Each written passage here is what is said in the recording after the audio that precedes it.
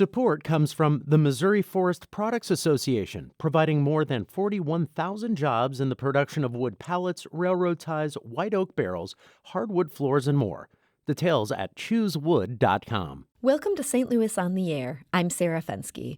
The world still remembers the name Josef Mengele. The depraved Nazi physician remains infamous for the barbaric experiments he conducted on prisoners at Auschwitz. But Mengele's co-worker, Carl Clauberg, has been largely forgotten. That's even though he shared a human laboratory with Mengele, the women's Block 10 at Auschwitz. He too used inmates as human guinea pigs in his medical experiments. A new documentary about Clauberg aims to remind people of this horrifying history, and also, the filmmakers hope, to expose those who are still profiting from Clauberg's work today. It's called Made in Auschwitz, The Untold Story of Block 10, and it will be screened this weekend as part of the St. Louis International Film Festival. Joining me in studio to discuss the film is its American producer. That's Rita Csapo-Sweet. She's a professor of media studies at the Pierre Laclede Honors College at the University of Missouri, St. Louis. Rita, welcome to the show. Thank you. Now, for those of you listening, do you have a question or comment about the disturbing legacy of Carl Clauberg? Give us a call at 314-382-8255. That's 382-TALK. Or you can send us a tweet at STL on Air or email us at talk@stlpublicradio.org. Now, Rita Csapo-Sweet, I know your work on Clauberg stems in part from an obsession of your late husband's. Yes. What got him interested in this topic? Well, my husband, Dr. Frederick Sweet, was on the faculty in the Department of OB/GYN at Washington University Medical School, and he was a molecular endocrinologist, and so he was on a number of review boards, and he was reviewing an article for the journal Steroids, and he came across something in the text that mentioned the Clauberg essay. And my husband was a researcher and a historian, and that he just had a feeling there was something there. So he started to look into it, and he discovered that this person was actually very active and working in Auschwitz around the same time as Mengele was. And his original concept was that only that he was going to contact the journal Steroids and have them put a disclaimer by Clauberg's name, because, as Fred said, you can't do any research, publish any research these days unless you disclose that you got a lunch from a pharmaceutical company. Or, it has to be open. So he said this should definitely, be at least available information. Well, he wrote to Steroids, and I think that was a little too much reality for them, so they didn't change their policy. They didn't respond to this? No. He'd been on the board for maybe 10, 15 years. That's even more insulting. Fred used to say people can't take too much reality. Mm-hmm. So, but then he went on to do further research, and so he basically started to find more and more about this guy. But it was very, very difficult. And the fact is that even though people don't know who he is and people are very familiar with Mengele, he was infinitely more dangerous, because Mengele was, almost a kind of a dilettante. He was trained in anthropology, but not in. He knew nothing about the scientific theory, scientific method, etc.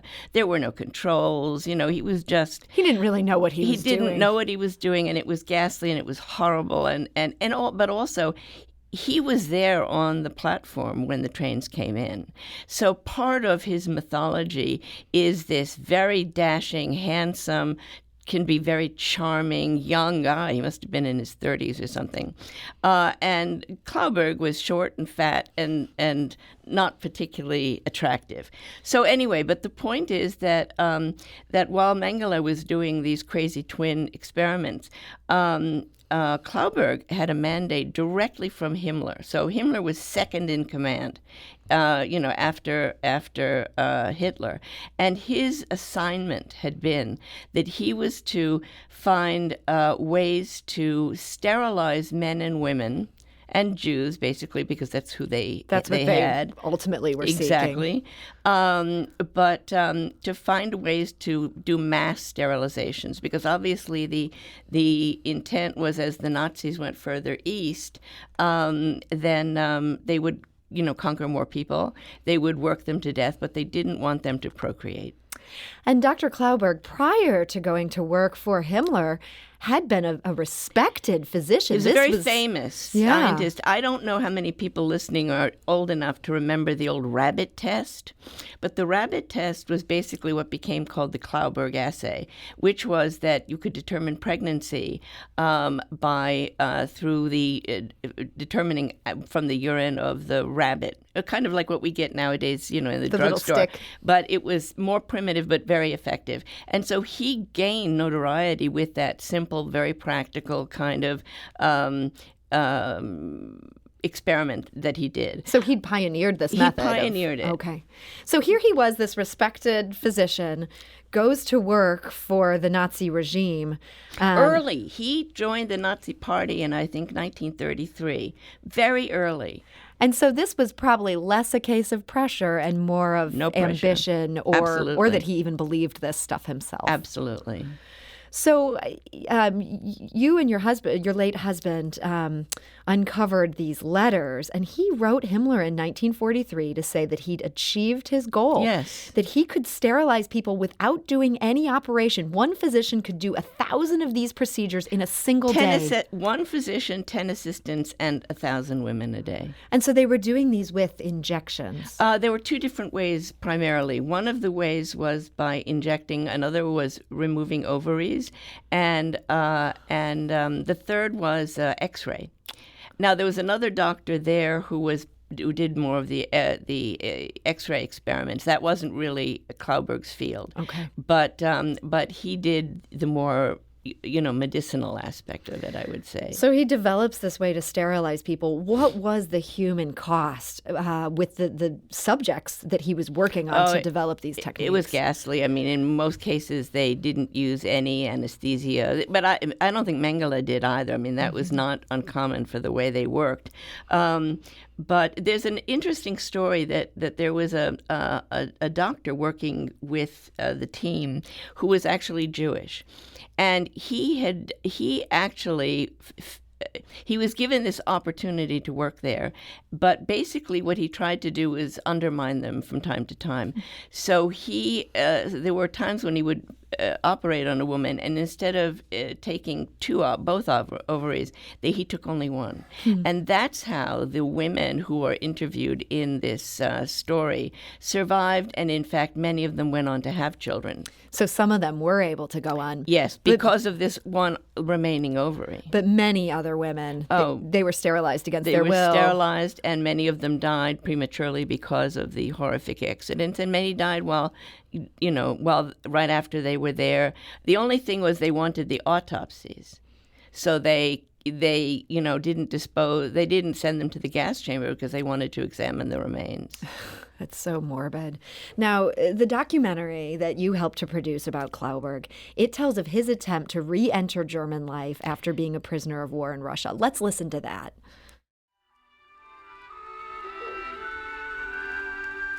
"10 years after the war, most West Germans have all but forgotten about Auschwitz.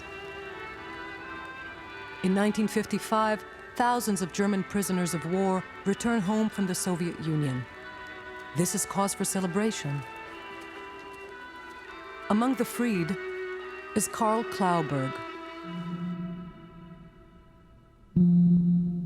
a respected gynecologist, soon to be the subject of newspaper reports. He also wants to make a fresh start in the new Federal Republic of Germany. But in November 1955, the Central Council of Jews in Germany brings charges against Professor Clauberg. He's accused of performing medical experiments on numerous female prisoners in Auschwitz, resulting in severe damage to their health and, in some cases, death. Many of the victims can no longer be questioned, while others are too ashamed to speak up. The women who are brave enough to testify are subjected to humiliating procedures in order to establish the truth of their statements medically. The German justice system doubts their claims. After all, Professor Clauberg is a respected expert in his field. That's a clip from Made in Auschwitz, The Untold Story of Block 10. It's a new documentary, and we're talking today to its American producer. That's Rita Csapo-Sweet, and she's also a professor of media studies at UMSL. Rita, so he gets sent to Russia. He's there as a prisoner of war, but he comes back to Germany thinking he's going to resume his medical career. How were they able to stop him at that point? So he comes back in after 10 years from Russia in a massive prisoner of war exchange, or just an amnesty and an exchange, and Clauberg had no remorse whatsoever. So and in fact he was proud of his medical expertise. So he was interviewed on television and in the media, and there were a few survivors who recognized him, and so they began agitating for him not to just be able to go about life as normal. So then there was another trial. He was put in prison, and I believe a decade into it, he died of a heart attack. So he really didn't experience any kind of justice. But then again, few of them did. Yeah. So there were attempts to prosecute him for this, but ultimately he ended up dying on his own. Right. Okay. Now, even before this documentary, you and your husband wrote a paper on Clauberg, and it was published in the Israeli Medical Association journal. Such an interesting paper. Tell us what you were looking at there. Well, it was actually the lead article in that journal. This was actually my husband's, I guess, not revenge, but the fact that steroids didn't pay any attention to him. At least the Israeli Medical Journal did. And essentially what we were looking for was background on Clauberg, and essentially to try and find out what the difference is between the notoriety of Mengele compared to Clauberg. And one of the results was that that in looking at different citations of Clauberg in the literature, in the medical literature, Clauberg is reasonably well known for his medical, not for his Auschwitz work, but for his previous experiments. But when we went into the more popular press, then obviously Clauberg's name just kind of sunk to the bottom, and that was where Mengele was the person that people associated with Nazi war experiments. It's interesting, before this documentary came along that you're a producer in, and before this paper that you and your husband wrote, from doing some Googling, you can't find hardly anything about Dr. Clauberg. That's the whole point. Why do you think he was able to, these cases were covered in the German media at the time, as the documentary makes clear. Why do you think Mengele is held up as this figure of horror, and yet we don't talk about this esteemed doctor who was doing terrible things? Well, part of the answer is in your question. He was an esteemed doctor, and so that was part of it. And there was, in Germany after the war, there was a sense of wanting to get back to normal.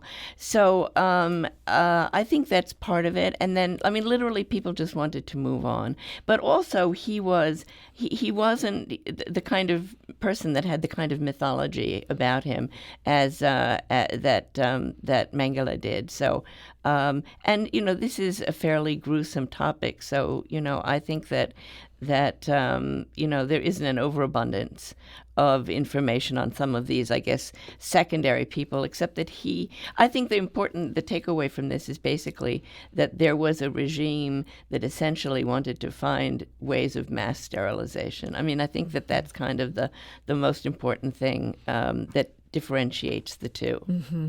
Now, you and your late husband in this paper, you were calling for some changes to how Clauberg is referred to in things like textbooks. And right. What kind of reaction did you get? Are people taking that gauntlet and running with it? Well, I haven't really come up with all that many people who noticed that, but it was my husband's desire basically to make the point that you can't just let something like this go.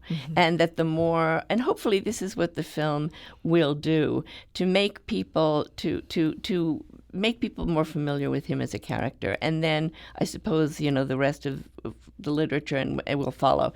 I want to make a very, very important point, though, that I'm the American producer for this film, but my colleagues, Sonya Winterberg and Sylvia Nagel, were really, they were the first ones to really start looking up this subject. We were working in completely different orbits. You had no idea they were working on this. I didn't know they were working on it. They didn't know you were working on it. And I don't think any of us thought that anyone else is crazy enough to do something like this. So, but they were the ones who, and by the time they contacted me, they had already interviewed most of those women who you see on the screen. So they had tracked down a number of these they victims. They had tracked them down, yes. So, but they wanted some help from you. What were they looking for on your end? Well, Sonya read our paper and contacted me. I think because I'm also a television media producer, and so part of it I think was just to kind of create the circle of getting all the information together, because I had a part of it that I dealt with most of the personal issues and the people who actually were his victims, but it was my husband's decades of work in the area of reproductive biology. Actually, my father was, I come from a long line of OBGYNs. My father, Arpad Csapo, was also at the OBGYN department at Washington U. And when Fred and his family arrived, my father was a senior faculty and Fred was junior faculty. So I grew up my early part of my life with, my father. I was introduced to all of these people who were at that time working with progesterone. My father was one of the students of one of the two people who discovered progesterone. Oh, wow. And at one time, people don't know this, but at one time, St. Louis and especially Washington U, was a real hotbed of reproductive biology. Willard Allen, who is one of the people who discovered progesterone, was the head of the OB department where my father came. And that was also at the same time when Masters and Johnson were doing their experiments. Which ended up being a show on Showtime. Absolutely. And everybody wanted, everyone wanted to see those experiments and learn more about them because they were bringing prostitutes into. Anyway, it's a long story, but it was a very important period. And then when I married my husband, he too is OBGYN, except he was a chemist, a physical chemist. So anyway, this has been a part of my life ever since I can remember. So that medical knowledge, that was something that was very useful to these producers. Yes. Okay. Now, the documentary, it doesn't just look at Clauberg's life. It also looks at how his inventions continue to be used today. Let's listen. To this day, Schering, now part of the pharmaceutical giant Bayer, continues to profit off Clauberg's Auschwitz experiments.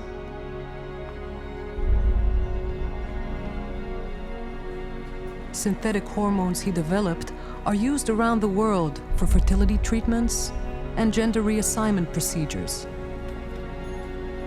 By far the most frequent use of such hormones is in oral contraceptives. Clauberg is considered the father of the birth control pill. The Clauberg test has been immortalized in medical history books, but the doctor's crimes in Auschwitz are rarely mentioned. Bayer stands by their scientific achievements. Their slogan brags, "Science for a better life."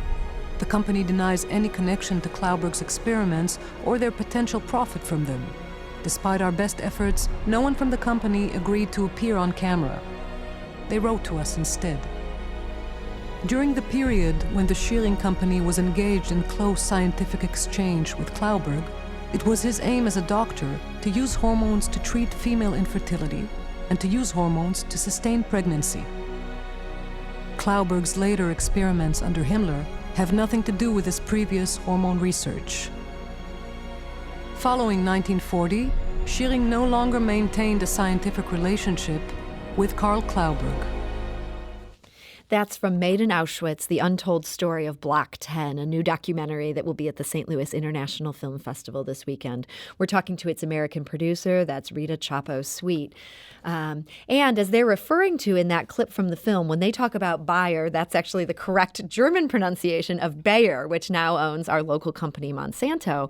And Rita, as Bayer makes clear, they're not using the methods he invented in Auschwitz. Correct. The contributions predate that, but they are working with things that Clauberg invented. Do you think Bayer has an ethical problem here, continuing to profit off of his work? I think that, yes, to answer your question, yes, but I think that it goes much broader than that. It wasn't just Bayer or sharing. It was IG Farben, it was IBM, it was the Krupps, Mengele. The Mengele family company, still maintains tractors, and they many of them didn't even change their names. Wow! So that's a much larger issue. But I have to say that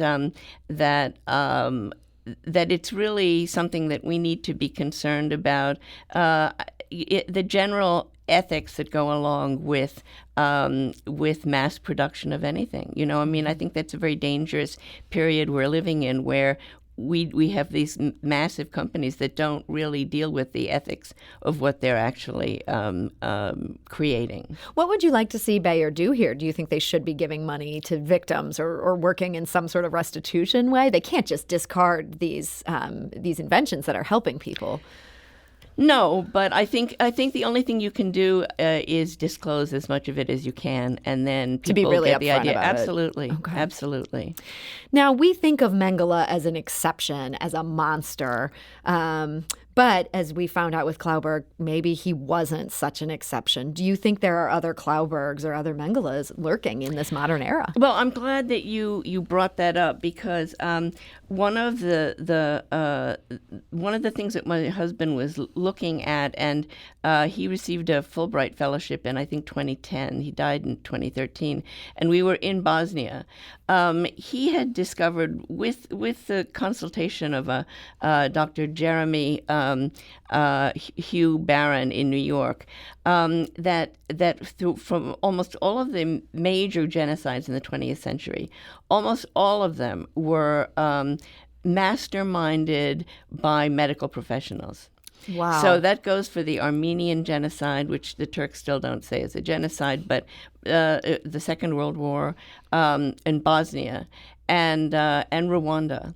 And the question, so Fred was on the admissions board for over 20 years, and he couldn't wrap his head around the idea that in a profession where you take an oath to do no harm, in fact you could turn into a mass murderer. Some of them are doing the ultimate harm. Absolutely. So if you look at Bosnia, Karadzic was, who is the head of the Bosnian Serbs, he was a psychiatrist and a poet. But in any event, that issue was something my husband was really both fascinated by and wanted to develop a prototype of what, like, for instance, if someone comes to you, how can you keep somebody like this out of the medical practice? And he had one episode where a student came to him, and Fred asked, "So why do you want to be a doctor or a surgeon?" And he said, "Well, he's already started doing experiments." And Fred said, "Well, don't the people, who," he said he works in a vet's office, and Fred said, "Well, don't those people object to you doing experiments with their pets?" And he said, "Oh, no, it doesn't. They're not pets. They're strays." And Fred wrote, "Under no circumstances should this person be accepted to Washington University." He wasn't, but I'm sure he went elsewhere. And who knows, he may be a wonderful guy. But I think that's what Fred was looking at. And unfortunately, in Europe, and in particular in Eastern Europe, if your grades are good, or even if they're not, if you come from a prominent family, you will, especially if a prominent medical family, you'll get admitted to a medical school without any without any check and balance. So he would have liked to see a tougher standard, maybe at that level, at that entry level. Yeah, absolutely. That we'd try to weed out people who could be these bad doctors. Absolutely. That's interesting. Now, I know that you're not in the medical field, even Not though at all. your entire family has been in it. But you spent your career studying propaganda. Yes. Do you see parallels to this Nazi era that you've now gone so in depth in learning about Clauberg with the other work that you do? Oh, absolutely. I'm a child of the Cold War. So when I was growing up, there was this fiction that, propaganda only happens with the Soviet Union. We don't do propaganda. They do. And as I'm watching even today, watching the impeachment trial or whatever it is, I'm always struck by the words that are used. The concept of the big lie, which basically comes from right out of Hitler early in the war, essentially saying that the Jews have started the war and therefore we must stop it. I mean, which is just the most absurd. There was no truth in it. That everything flows from this false premise. Absolutely. And I'm seeing more and more of that now. And with the increasing technology you have, which doesn't do any check and balance, I just think it's incredibly disturbing. And I'm very alarmed right now in the moment that we live, where you cannot agree on what a truth is. I think that's just deadly. Well, these are some sobering thoughts on a very sobering day. Rita Csapo-Sweet, producer of Made in Auschwitz, The Untold Story of Block 10. Thank you so much for joining us. Thank you, Sarah. Today. It's been my pleasure. And for those who are interested in learning more about Dr. Clauberg, the film screens at 3 p.m. this Sunday. That's November 17th at Plaza Frontenac Cinema. It's part of the St. Louis International Film Festival. You can get more information on that website. And Sonya Winterberg will be there with me. So that's great. That's the German. Yes, absolutely. Great. Absolutely. Well, thank you so much for joining us. Thank you. This is St. Louis on the Air on St. Louis Public Radio, 90.7 KWMU.